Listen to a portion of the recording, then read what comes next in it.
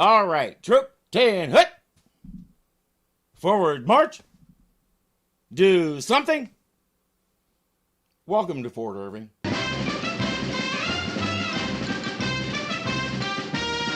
Jane just handed an important letter to Captain Parmenter. While he reads it, let's watch Ken Berry do what he does.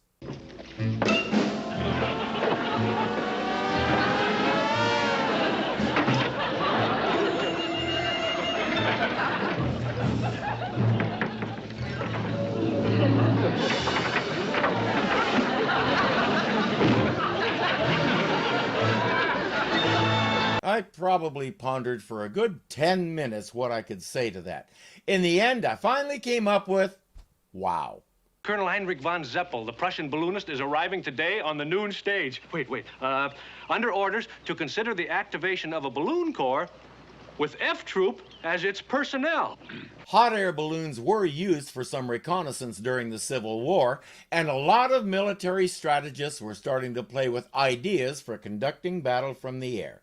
It would take a few decades for the technology to catch up with the idea, but not to worry. We humans will always find new ways to kill each other from any and all directions. When you're in the balloon corps, you just do nothing but float through the air.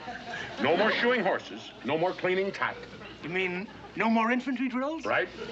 No more camping out? Right again? And how much marching can you do in a balloon? There's just one problem. This guy isn't on the stage. Well, I don't understand it. If an officer of Colonel von Zeppel's reputation says that he's arriving on the noon stage, then he should be arriving on the noon stage. I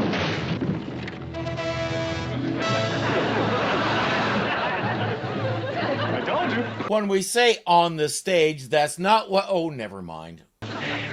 Don't cough. Don't stand there, just. Somebody help me from here down.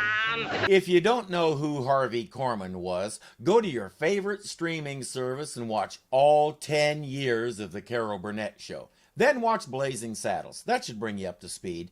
He got into acting after he served in the Navy during World War II. He knocked around for several years and was the ideal supporting character.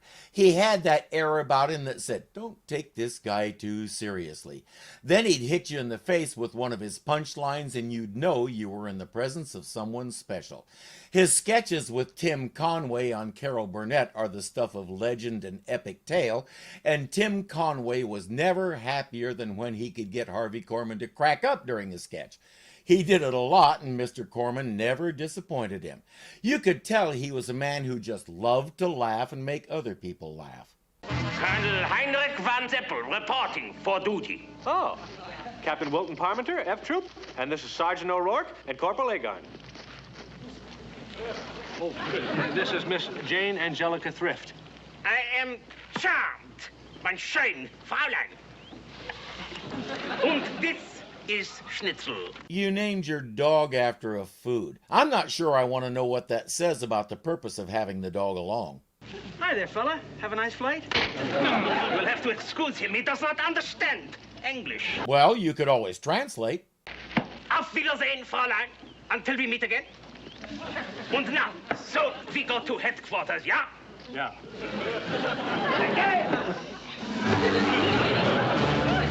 And Jane is smitten again. A dude kisses her glove, not even her hand, and she melts like butter in a hot oven. Jane seems a little fickle sometimes. Will you lend me your big lighter? Oh, darn it. I just sent that out to the cleaners. Nine. A big lighter is a military attendant, an orderly. Oh, he means an attendant, like Dobbs is for the captain. We Prussian officers have a big lighter. The British officers have a Batman. You Americans, you do not have a Batman? Well, not yet, but I'm sure we will someday. We're a very progressive nation. He wouldn't get here until 1939, but we have one now, and he's way better than anything the British have, so there. Captain Parmenter says, take your pick of the men.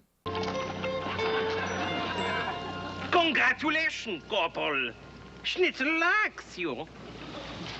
And I like schnitzel. Parmenter, I think I have found mein big lighter. We know the reason Schnitzel likes him is because he ran out of boot polish and used bacon grease instead. But it doesn't matter, he is now the Colonel's bedleiter.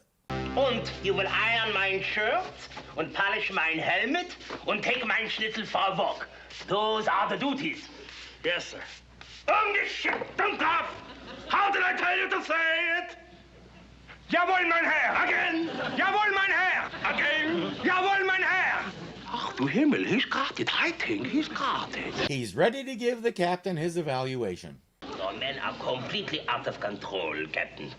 There is no organization, no discipline. Well, Colonel, they do their best. It is not enough. In Prussia, things are different. If I order my men to march off a cliff, they march off a cliff. I'm not sure why you'd do that, but thankfully you're not in Prussia now. Not a little hard on the men? It's harder on me. I have to keep training new men. Maybe it's time for your superiors to take a closer look at your methods. Now that I am here, things will be different. We will have order. We will have discipline. We will have attention. Because that is the way we do things in Prussia! Who knew Prussia was a suburb of New Jersey? You had to know that was going to happen. Every morning at 5 o'clock before breakfast, we will have a drill. And at 7 o'clock before breakfast, we will march 10 miles. Excuse me for asking, Colonel, but when do we eat breakfast? At lunch. Let me guess, before lunch there's a 4-hour exercise regimen, which means you eat lunch at supper the next day. He's got his balloon all filled and ready, and he's telling him his real purpose in all this. We can now fly over the territory where the treacherous Hekawis Indians are holed up. Oh, it's to observe them. Not just observe, gentlemen. F Troop will attack the Hekawis from the air. Remember that peace treaty we were making such a big deal about last episode? One guy with a waxed helmet and pointy mustache comes along and suddenly it's forgotten. Fritz von Sauerkraut there sees them as a stepping stone to wiping out all the western tribes. Agarn came down to earth real quick. He and O'Rourke realize there's only one thing to do: tell the Hekawis and try to get them to hide out somewhere until we can get rid of this guy. This new colonel, he wants us to attack the Hekawis from a balloon. What is balloon? Agarn's description of the balloon convinces them, which is to say it convinces them he's drunk. There's this big cloth bag, and you blow it up with hot air. And underneath there's this basket, and you ride in the basket.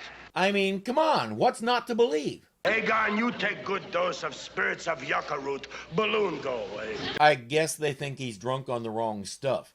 The colonel is impressed with the food, the beer, and especially with Jane. Of course, none of it is as good as what he has back in Prussia. In Prussia, the women dress like women, not like the Fräulein here. Well, I'll go along with you on the food and drink, but we kind of like Jane the way she is. Thank you, Wilton. The women in Prussia also wore 10 tons of extra layers of clothes because men decided that was how they should look. Picture Wrangler delivering the mail, managing the trading post, and hunting game in something like this. You are casting an aspersion on my taste in femininity? No, I didn't cast anything like that. Now, Wilton, don't go getting in a fight on my count. In Prussia, we always get into fights on women's accounts. Well, then you should be glad we're here and not in Prussia. It's not hard to see where this is heading, and of course he challenges the captain to a duel.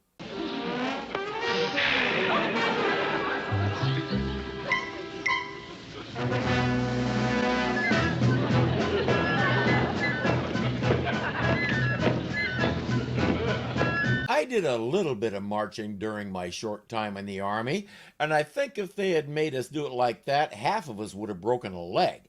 I also find it odd that he brought an extra uniform complete with spiked helmet, and it all happens to fit Agarn as if it was tailored for him, including the helmet.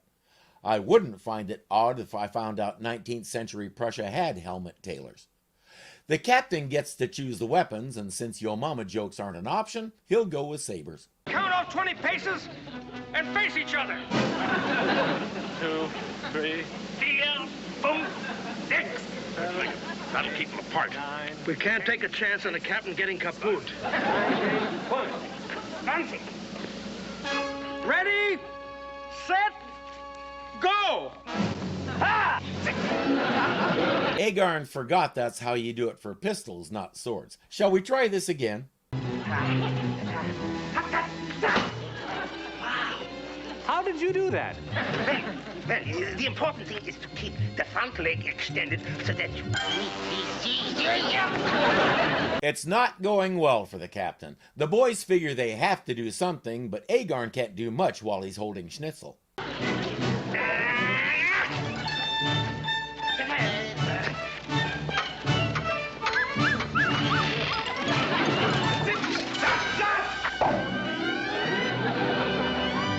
And now he can do even less. Chief, may I have a riddle for you?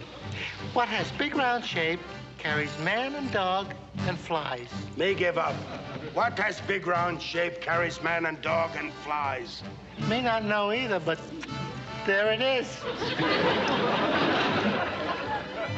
It is balloon! Fortunately, they know what to do.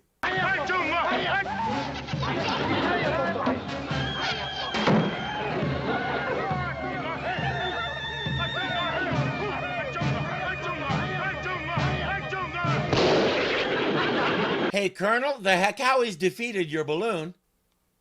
What? I won't tell if you won't. Gentlemen, it is time for me to say goodbye. Not goodbye, Colonel. Auf Wiedersehen. Oh.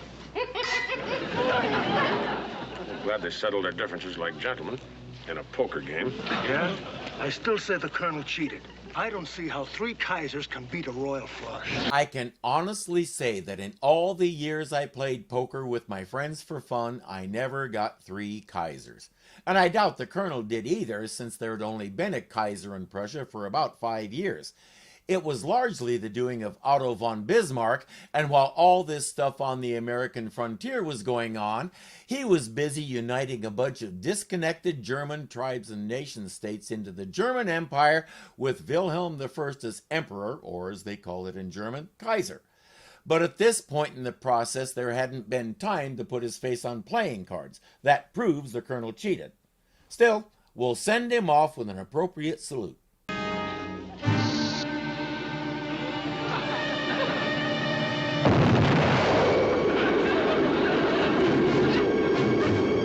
Would you look at that? Not only did it fire without him having to kick it, they missed the guard tower. Things are looking up.